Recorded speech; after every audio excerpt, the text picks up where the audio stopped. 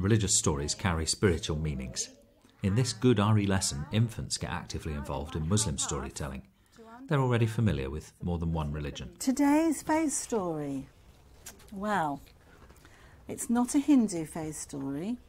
It's not a Christian faith story. Who recognises that? Jocelyn.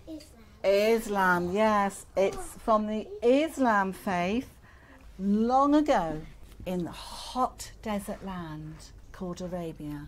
There lived two men. Now these two men lived in a city, and the city was in the desert, it was surrounded by desert.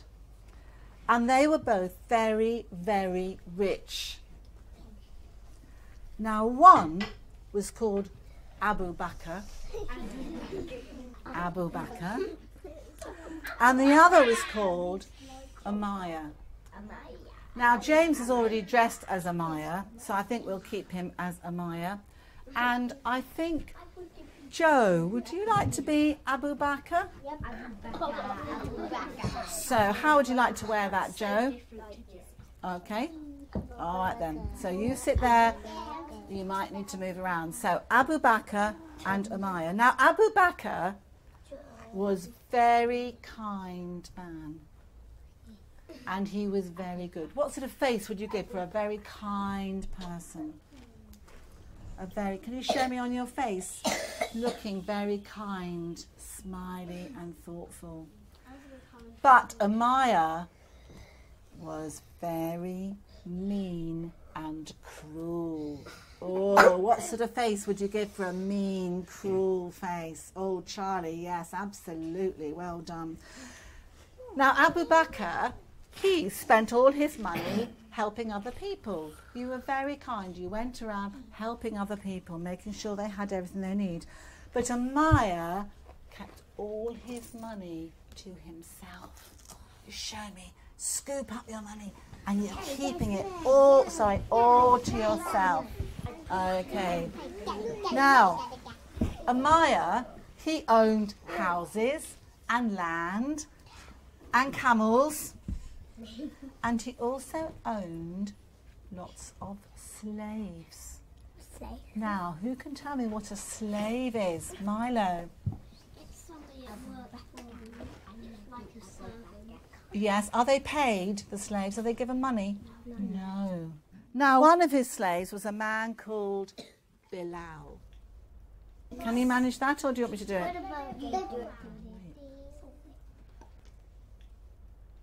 One day, Amaya gave Bilal a whip. He stood up and he gave Bilal a whip and he said, "Go and whip that slave over there." Me? He keeps shouting, "There is only one God," and there isn't. He keeps saying, "Everyone's important," and that's not true. So Bilal went across to the slave. Stand up, slave. Bilal said, "I can't do this. I cannot whip him." So look at the slave and shake your head. You can't whip him. And he put the whip down. And he turned. Bilal had disobeyed Amaya. Because Bilal began to believe that the slave was right. He thought, "Do you know, I think he's right. There is only one God." And so Bilal began to say, "One God, only one God." One God. By now, Amaya was furious. Stand up and show us you are absolutely furious. Okay. Now, Amaya was so angry that he ordered some of the other slaves to make Bilal lie down on the sand in the very, very hot sun. And he tied rope to his hands and his ankles and he laid them down, and in the ropes he banged the pegs in to keep Bilal still. So could you pretend you're banging some pegs in there for me, Scarlett and Olivier and Milo? Imagine Bilal there on the ground, pegged out. with that sun coming down. Even though Bilal could hardly breathe, he still whispered, "One God only." This is where Abu Bakr comes in. So up you get, Abu Bakr. So Abu Bakr comes along and he sees Bilal. He couldn't believe that anybody could possibly treat another person like that. "What is going on?" he said to Amaya. "No one, not even a slave, deserves to be treated like that." Bilal was my slave. "I will do whatever I like with him. I will do whatever I like with him. If he stops believing in one God, I will let him go."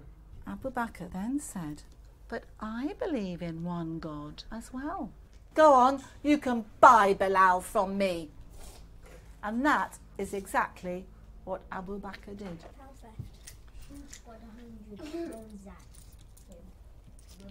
And he very gently lifted the stone off his chest and very gently lifted Bilal up.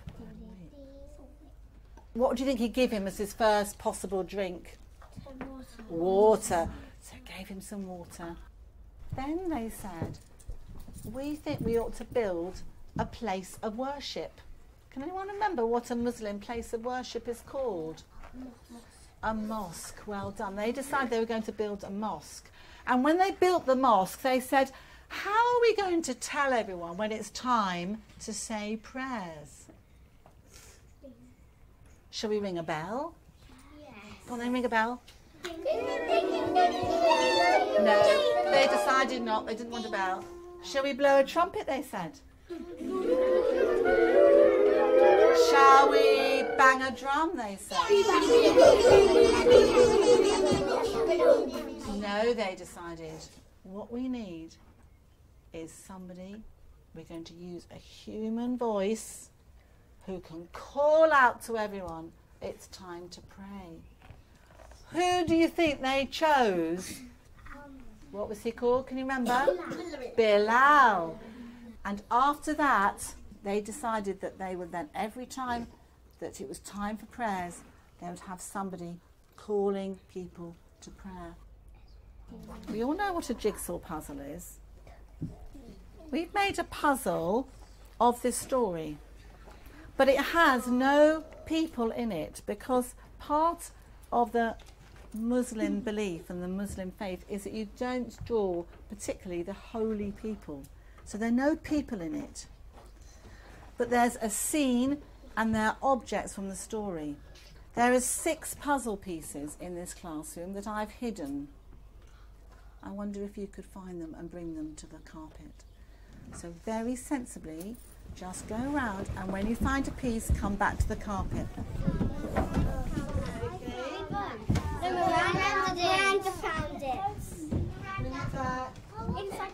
Now, there's our picture. What can you see there that was in the story? The sun. There's the sun. What else can you see, Beth? The big heavy rock. The big heavy rocks. The rope, yes. What else? What's down in the bottom corner here? Brushes. Why would there be brushes? So the slaves can sweep up. That's right. So that reminds us of the jobs that the slaves had to do. We're going to work a bit like a puzzle. We're all going to do different activities, but all those things are going to come together to help us understand more about the Muslim faith and understand that story really well. The story, the jigsaw, and the children's group activities build up understanding of the religion naturally. The teacher unfolds the lesson in 3 stages. Storytelling leads on to purposeful teamwork, which leads to the 5 creative activities. The teacher has planned the learning really carefully. John, is this your tower? Yeah. So where's Bilal going to stand? To make sure everybody in the city can hear him. Right at the top. My blouse up here. Look at my blouse. Milo, John's trying to talk to you. So John, what would Bilal call out? Pretend you leave him there so it doesn't fall. It's time to pray. It's time to pray. Now Emma, so press that up to record. Okay. Then press, that's it, then press one of those. It's playtime now. Now press on, put it on play. Press again.